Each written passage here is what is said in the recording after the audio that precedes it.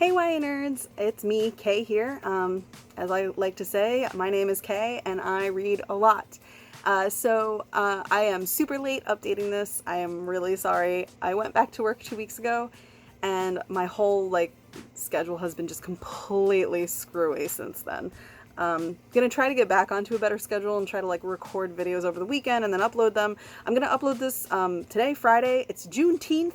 Happy Juneteenth, everybody. If you don't know anything about Juneteenth, I would highly suggest Googling it. Google has a really awesome Google Doodle right now, and it's actually narrated by LeVar Burton, who is amazing. He's one of the biggest proponents of childhood reading from the 90s, I'm pretty sure, mid to late 90s. He was part of the Reading Rainbow, and he was also on Star Trek, I'm pretty sure.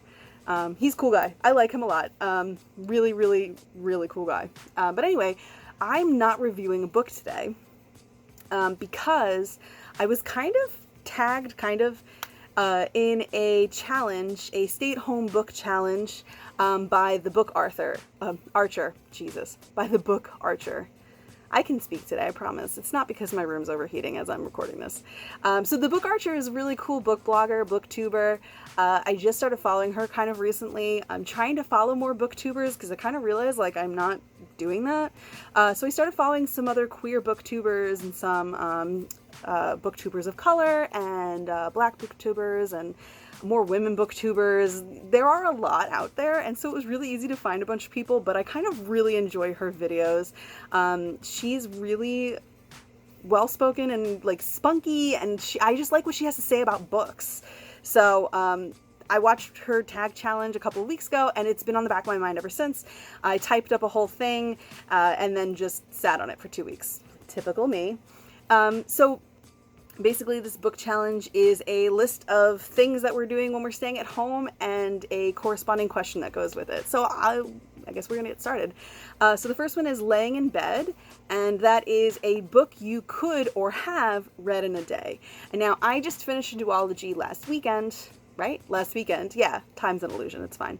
And the second book in the duology was called The Sword and the Stars, and it's by Amy Rose Capetta and Cori McCarthy. And it's a retelling, or not a retelling, it's an adapted King Arthur mythology where King Arthur keeps getting reincarnated every X number of years to fulfill a prophecy, and the main characters of the story have to kind of end the reincarnation cycle in order to put the original King Arthur's soul to rest.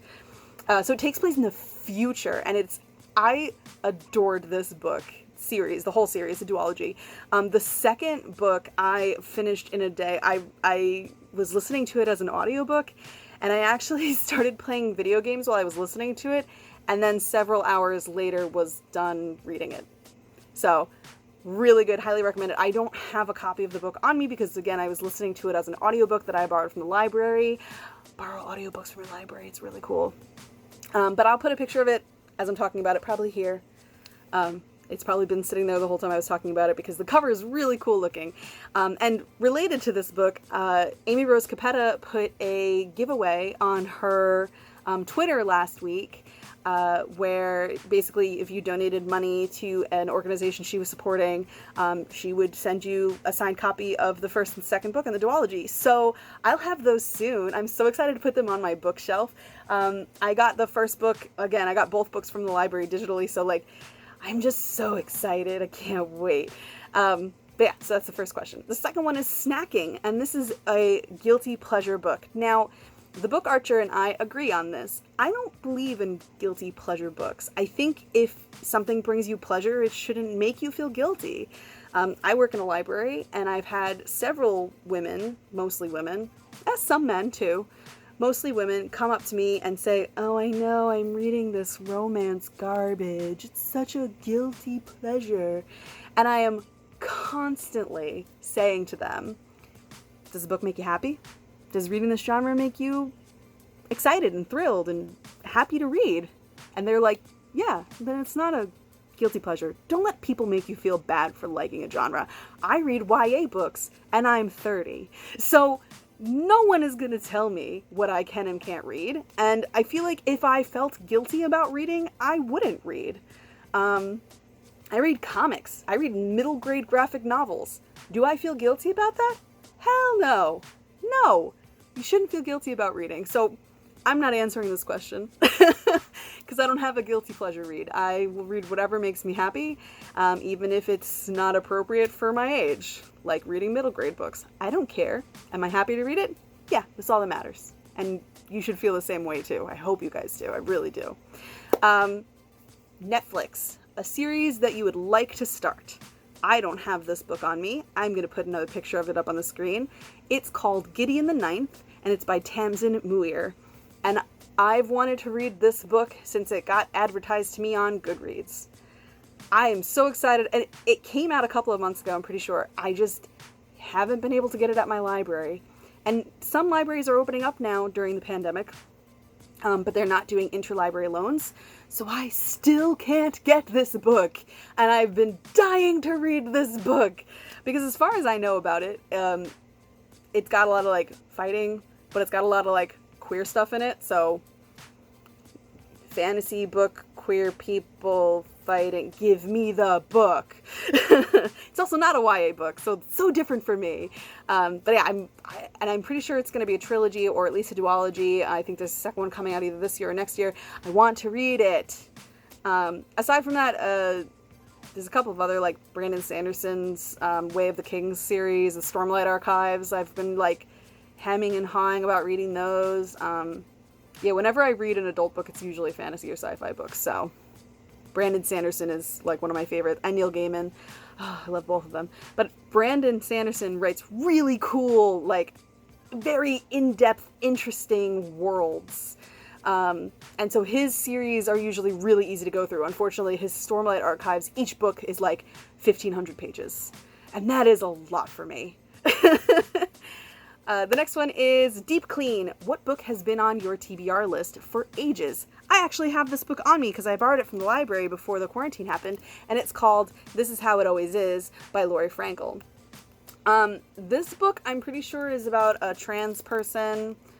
Yeah, it's about a young trans girl who's known since she was very small that she's trans, and how it affects, like, her family and like her community and blah blah blah. It's like a coming out story. And I wanted to read this especially because, you know, we're in Pride Month. It's only 320 pages. I could probably get through this in an afternoon. Have I started it? No. How long has it been on my TBR list? 2 or 3 years. I don't want to say that this is a good thing. The only good thing about being in quarantine is that I've gotten a lot of reading done. So I've been clearing out the back end of my TBR list. So that book has been on my TBR list for only 2 years. Not too bad. The other one that's also been on there for a long time, 2 years, is My Favorite Thing is Monsters by Emile Ferris. Got it. But it's the second book because I read the first one already. Highly recommend that too. And actually that's also an answer for later, so I'll talk about it in a second. The next one is called Animal Crossing. Ironically, I've been playing nothing but Animal Crossing since quarantine started. And the question for this is a book you bought recently because of the hype. I don't usually buy a lot of books. I'm a librarian. But I did buy Emergency Contact by Mary H.K. Choi. Mostly because, like, the cover is really beautiful, and, like, I don't know, the story kind of resonated with me a little bit. It was recommended to me by a couple of people who were like, it's so good.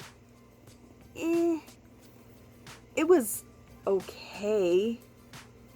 I don't know. I don't think it was my thing, which is sad because it's like a romance, like rom-com-y, romancy book, but there was a lot that went on. It was one of those books like too much is happening. That's my opinion. I might review this later anyway. But that book I bought because of the hype. And the cover, which I have to stop doing. But I do it all the time. Okay, so Productivity is the next one, and it's a book you learned or had an impact on you. So I just finished this book last night, actually, and it was the one book that I kept staying up until 4 a.m. trying to finish, which I know sounds like I've been reading it for a long time. I've only been reading it for a couple of days. It's called When the Moon Was Ours, and it's by Anna-Marie McLemore. And this book, I love this book. I'm so happy. Like, yes, it's covered in, like, covering for library, but it's actually a discard book, so I get to keep this book forever. I'm so happy. This book was about two young people who are in love.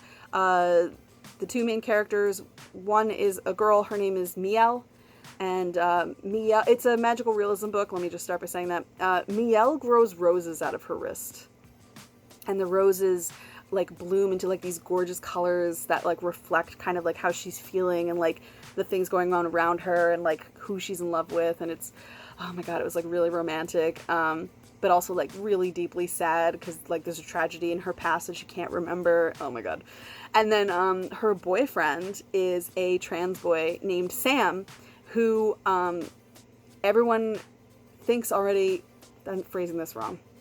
Everyone knows Sam as a boy because Sam has been dressing and acting and being like a boy since he was 5. And it's because in his culture, which I think is Pakistani, there's this thing called bakaposh, and I might be saying that wrong, and I'm sorry, where when a family has only girls, sometimes they will dress the youngest girl as a boy and raise her as a boy until she comes into womanhood, and then she goes back to being a girl. So Sam kind of uses this excuse from his culture to dress like a boy, act like a boy, and be a boy, even though he is a boy because he's trans, because he can't face the reality of like being trans and also like the consequences of like announcing that to the world and like being true to himself. Really beautifully written, really beautifully done. Sam is also well known in his town as the boy who hangs moons from the trees, which I was like, that's so cute and like loving, and oh my god.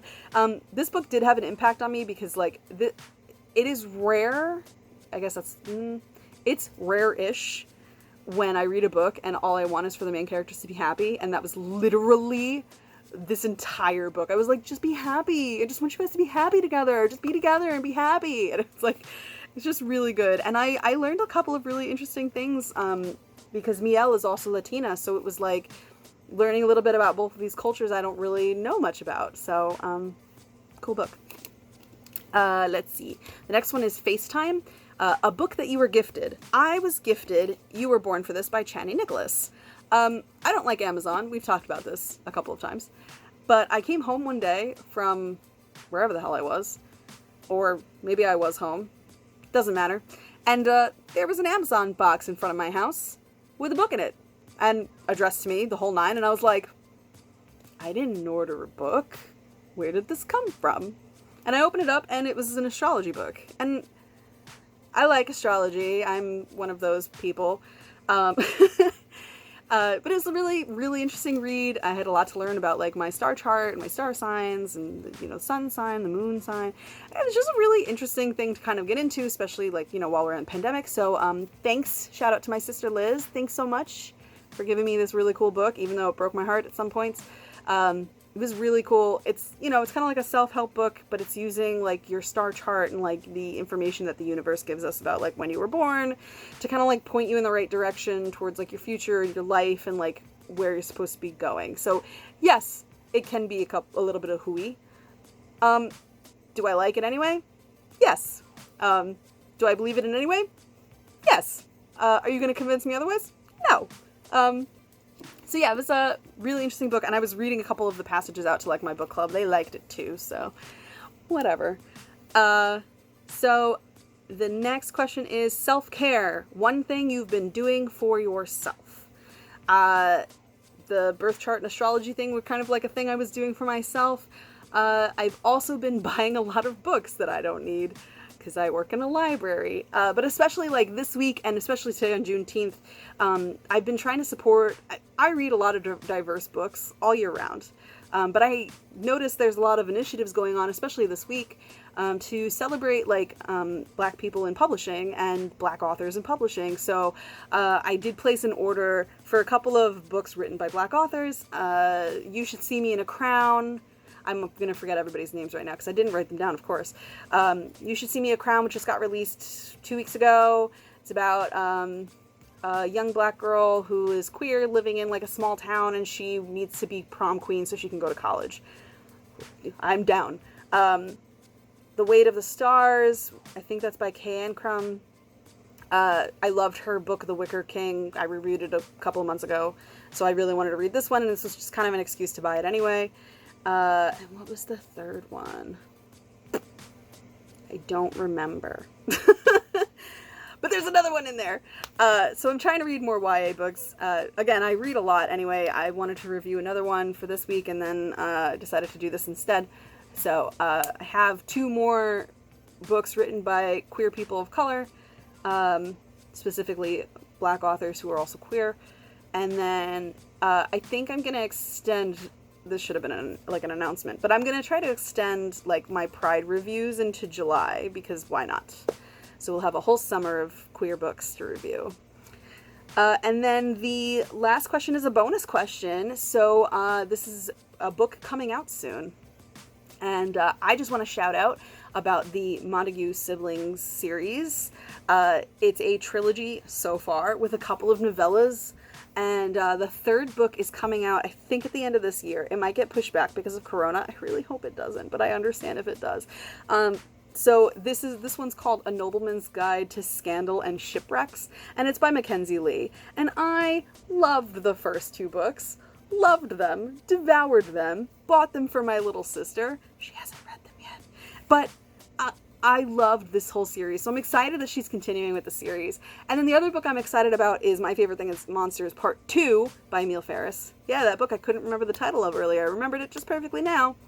And that one is supposed to come out, I think, this September, but it might get pushed back again another year, which is fine. I'm not going to complain about that, because I understand that making comics is hard, especially when you're doing it by yourself, which is exactly what Emil Ferris is doing. So I get it. A lot of people are complaining on Goodreads, when is this book coming out? It was supposed to be released last year. Relax. It will come. It will get here. And that's it. That's all I have to say about everything, pretty much. So, do this tag thing if you want to. Don't. Go watch some of TheBookArcher's videos. Watch her tag thing. I'm going to put a link to it in the description down below. And I guess I will see you guys hopefully next Thursday. Maybe I will upload on time next time. So, thanks for watching, and I will see you guys later. Peace out, YA nerds.